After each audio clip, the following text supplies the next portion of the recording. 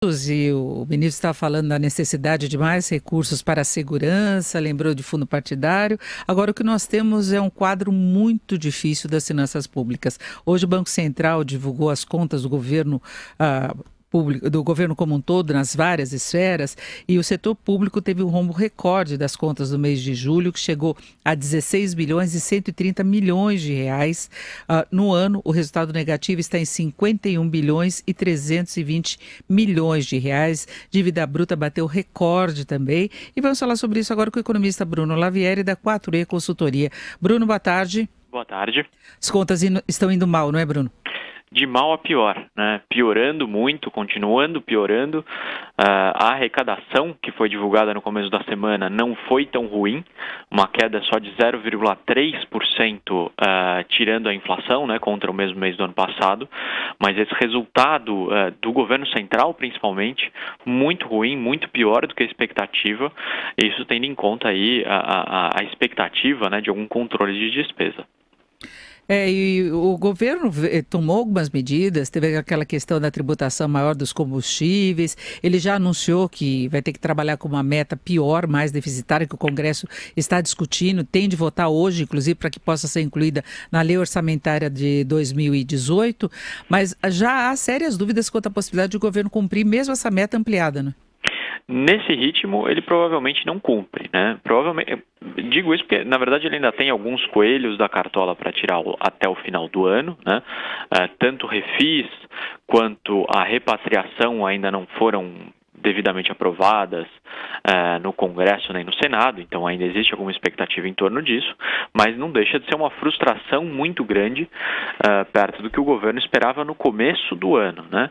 E soma-se a isso também uma classe política que joga totalmente contra o ajuste fiscal, né? A equipe econômica é muito boa, sabe o que precisa ser feito, mas o governo em si, a presidência, acaba realmente jogando no outro time.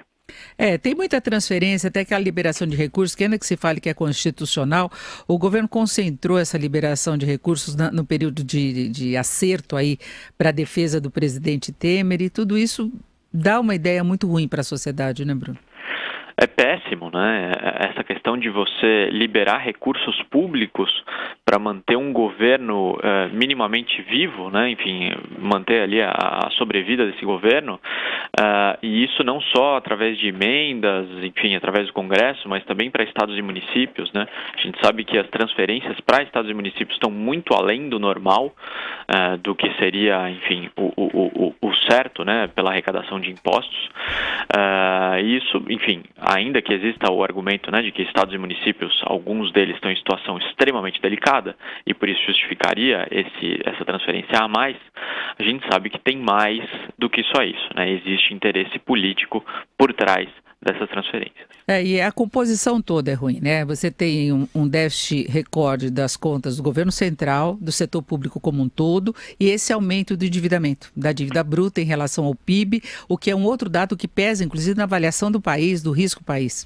Sem dúvida, acho que o pior de todos é realmente a questão da dívida bruta, né? A dívida bruta sobre o PIB, ela está em 73,8%.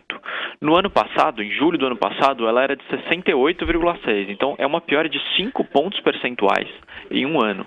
Isso é alarmante, né? E, por enquanto, o mercado ainda não tem dado muita atenção, inclusive para essa piora de curto prazo, né? Que é a própria mudança de meta.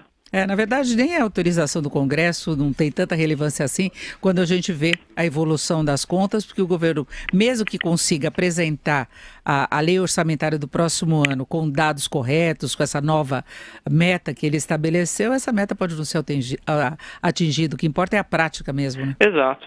No final das contas, ele vai e muda a meta, como acabou de fazer. Então, a aprovação ou não no Congresso acaba importando menos, né? Nesse sentido, importa, de fato, como você disse, o resultado que vai ser obtido no final do ano. Nós conversamos com o Bruno Lavieri, que é economista da 4E Consultoria. Bruno, muito obrigado, uma boa tarde. Eu que agradeço, boa tarde.